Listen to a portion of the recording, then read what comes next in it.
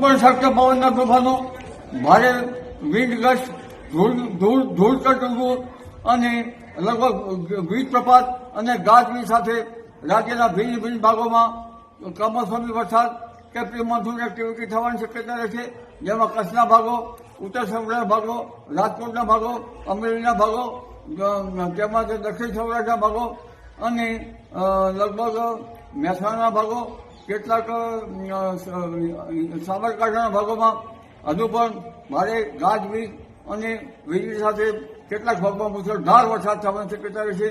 ખાસ કરીને કરા પડવાની પણ શક્યતા રહેશે. કરાની સાઈઝ મોટી પણ હોઈ શકે, એટલે જનધને કાળજી રાખવાની જરૂર છે.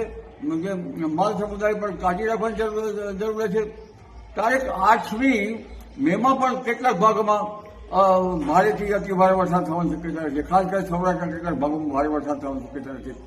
કેરી પકવનારા ખેડૂતો પછી વલસાડ સુરતના હોય કે સૌરાષ્ટ્રના તાલાળા ગીર હોય અથવા તો કચ્છના કેટલાક ભાગોમાં અને કેરી પકવના અન્ય ભાગોમાં આ વીજ ગસ્ટથી કેરીના પાકને જબરદસ્ત નુકસાન થવાની શક્યતા રહેશે અને જે પિયત વ્યવસ્થાપન કર્યું હોય એવા ધાન્ય પાકોમાં ઓછી જમીનમાં ધાન્ય પાક પણ પડી જવાની શક્યતા રહેશે.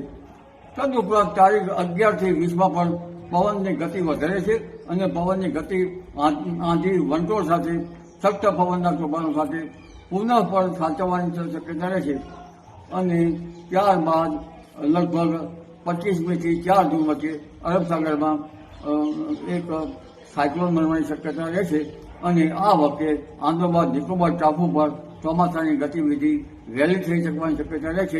મિત્રો, આવા જ વિડીયો અને શોર્ટ્સ જોવા માટે આજે જ અમારી ન્યૂઝ રૂમ યુટ્યુબ ચેનલને સબસ્ક્રાઇબ કરો.